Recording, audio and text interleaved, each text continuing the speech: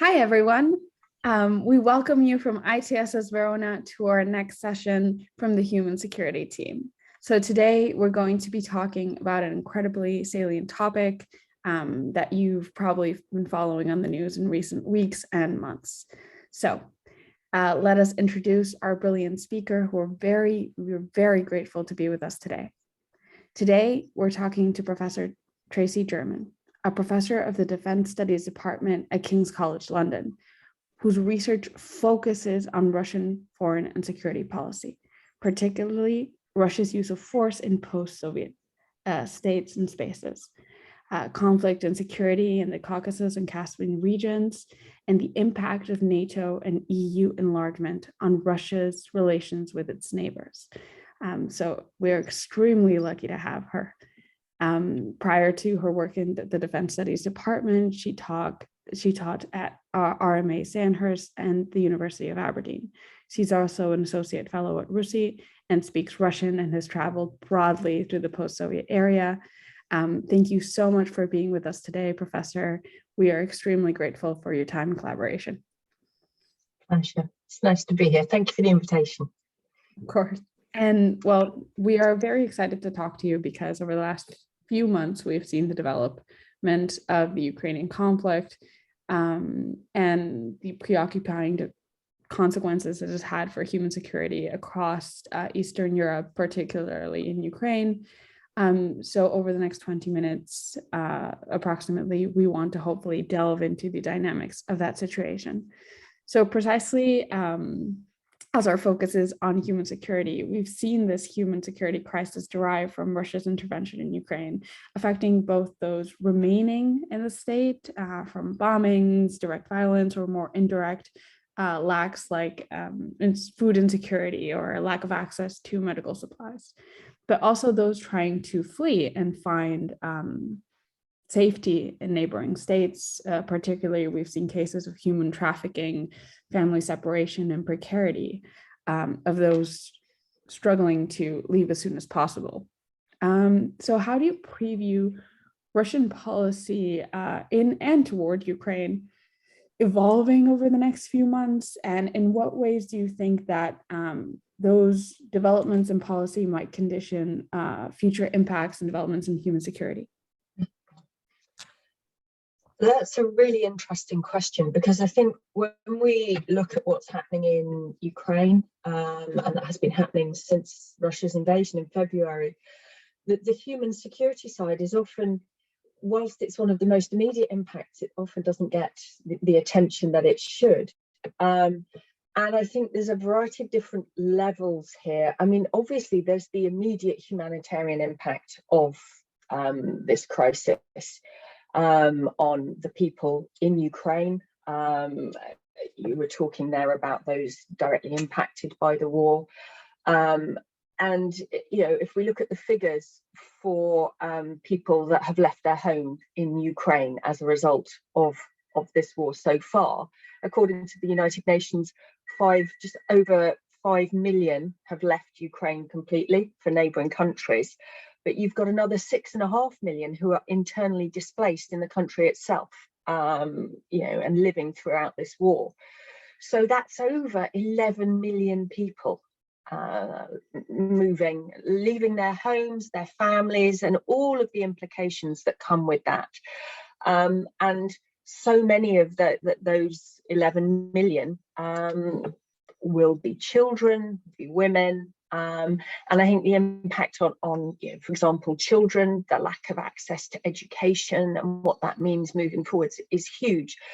But beyond those direct humanitarian impacts on the people, there's a broader crisis brewing, I think, that could be more far-reaching and likely to impact those living far beyond Ukraine's borders. And I think that is, you know, concerning. And I think it really highlights that you can't narrow the impact of a war like this down just to, you know, the country itself. It can have real ripple effects. And, you know, the impact that we're seeing on food security, I think, over the coming months will be deeply concerning for, lower income parts of the world, those parts of the world that are much more dependent on food imports. And we saw, in terms of Russian policy and how it may evolve,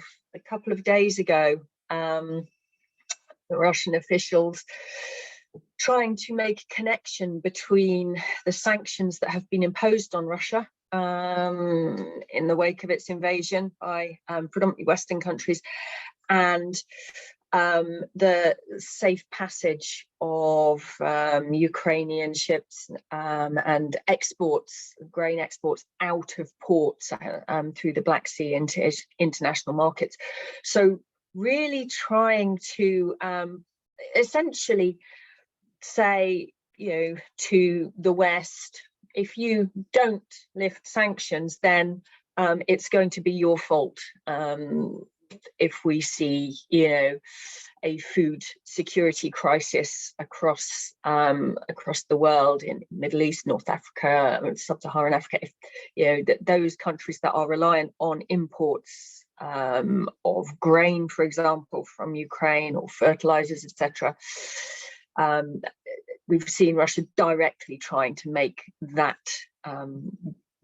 link and blame the West, which is not a surprise. I think, in terms of the Russian approach, this fits with their pattern of behavior and seeking to use all levers at its disposal to achieve its objectives and to secure itself, regardless of the wider impacts. And I think that is likely to continue, unfortunately.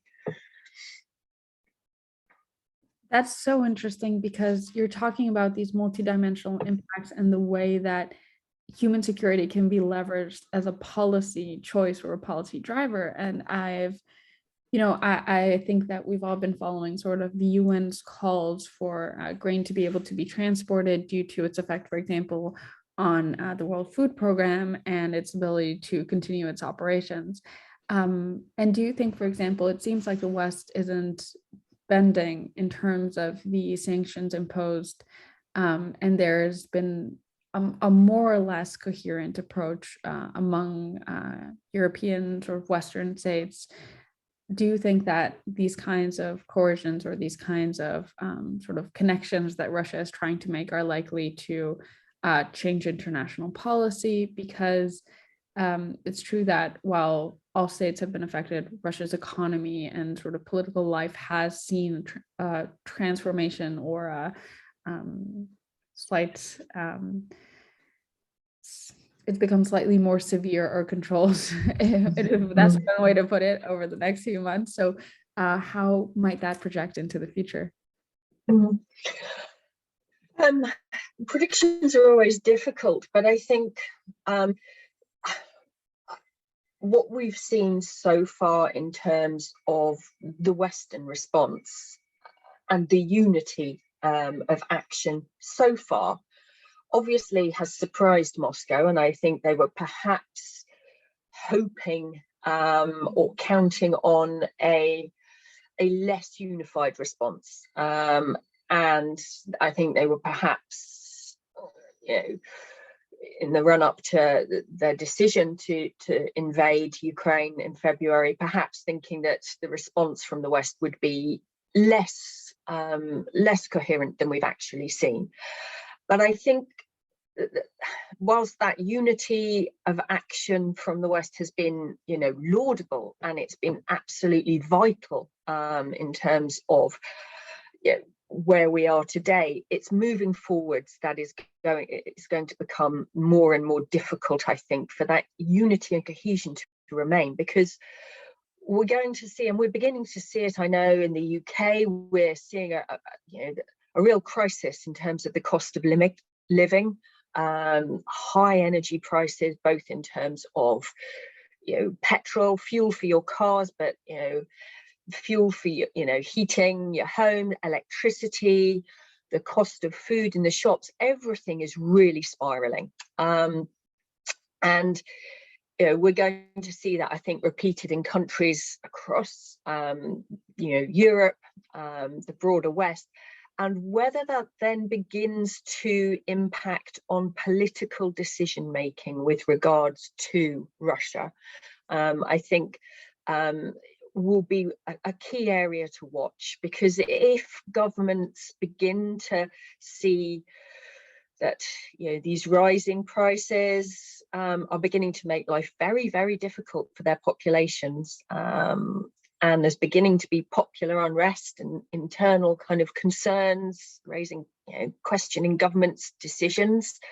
I wonder if the thinking in Moscow is that this may lead to pressure from populations on governments to perhaps take steps to alleviate some of these issues, and we might see some governments potentially walking back from some of the harsher restrictions in an attempt to, shore up their own positions. Now, obviously, as I said, prediction is incredibly difficult, but I think that is one potential way that things could develop moving forwards. That is incredibly interesting. And the idea of popular pressure has been talked about within Russia, but not so much always within Western states in terms of the economic and policy decisions that are being made. But that is incredibly interesting. We have another question we really want to ask you, so I'm going to pass the floor to my colleague. Thank you very much, Esther. And thank you, Professor, for being here. So my question would be not really about these indirect effects of the war and Russian military strategy, but the direct ones on the battlefield. We know that Russia has already engaged in military operations in Syria, for example, in the last years, and civilian death often occurred. And my question would be, do you see patterns in military strategy or tactique that Russia uses in Syria and Ukraine, or what are the most prominent patterns or even differences between the two? If you may elaborate on this. Yeah, very interesting. There are similarities and there are patterns that we've seen not just in Syria but in previous Russian operations in Georgia and in Chechnya, but also some differences. And I mean, if I start with the differences, for example, Ukraine and Russia's invasion of Ukraine is an operation on the scale that Russia has not conducted for decades. This is, in terms of just the numbers of troops that it has deployed, this is a very, very sizable operation, far bigger than anything that it has attempted since 1991. So I think that is a very important difference, first of all. Compared to Syria, if you look, I mean, the Ukraine invasion, they've been relying predominantly on ground forces, tens of thousands of Russian ground troops being put in. But Syria was a much more limited operation that was led predominantly by the Russian aerospace forces, backed up by some special forces, and making use of proxy forces on the ground, be that Syrian forces, Syrian militias, private military security companies, etc. But the Russian involvement tended to be much more limited to things like air strikes and artillery, use of artillery, which then brings me to some of the similarities and this heavy reliance on artillery bombardment is something, the pictures we've seen coming out of Ukraine, the destroyed cities, the devastation caused by this indiscriminate bombing, use of artillery that is not precision munitions, and just this widespread destruction. It's something, we saw very similar patterns in Syria, and also if we think back to Russia's two interventions in Chechnya in the 1990s and into the 2000s, again, very, very similar patterns of widespread aerial artillery bombardments, in particularly against large urban areas, indiscriminate attacks, often against civilian areas and civilian infrastructure, and very significant numbers of civilian casualties. So, whilst there are some differences, there are some very significant similarities too. Maybe just a follow-up question. You mentioned in Syria they used proxies. And do you think it has to do with the potential commitment of war crimes also, or involvement of that kind of, war waging when civilians are mostly attacked or are part of the target? Or is it completely different and it's just the nature of the Syrian war? No, it's an interesting one because, in terms of proxies, Russia and the Soviet Union, made good use of proxy forces, and they engaged in conflict with proxy forces. So, this is a continuation to some degree. There is also evidence to suggest, a lot of written evidence, that the Russian authorities, military, have been watching how Western states have engaged in military operations over the last couple of decades. And for example, interventions in Iraq, Afghanistan, Libya, but particularly Iraq, where you've seen Western states making use of private military and security companies for a wide range of operations, be it guarding bases, providing mess facilities, right up to sometimes going out and engaging in particular actions. And there's been an awful lot written in Russia looking at this, and I think some of what we see with Russian use of proxy forces and private military companies is reflecting a belief that this is how conflict takes place in the 21st century, but also a desire to, on the one hand, get involved, but without the political risk of direct, putting your own troops on the ground. If it's a private military company, for example, or proxy forces, there's a level of ambiguity there. It's not that country, that state's armed force. So the political risk is minimized, and also the political risk that comes with having to, the need for domestic support. And the Russian population, like many populations around the world, have become increasingly kind of casualty averse, and have been concerned about the numbers of Russian casualties that the country took. I mentioned the operations in Chechnya, but also in Syria, etc. So we've seen the Russian government trying to find ways to be able to get involved in situations whilst stepping back from the kind of the direct political involvement and the casualties, kind of, etc. So I think there's a whole range of reasons that we've seen it. Thank you. That's incredibly interesting. And while we have to start wrapping up, this conversation has been so enlightening in terms of what we can expect from operational dynamics, policy dynamics, and human security consequences of the developing conflict in Ukraine, and how Russia and Western states might react over the next few months. So thank you so much, Professor, for taking the time to talk to us and to answer our questions with regards to these really important issues that are affecting our security today. Absolute pleasure. Thank you.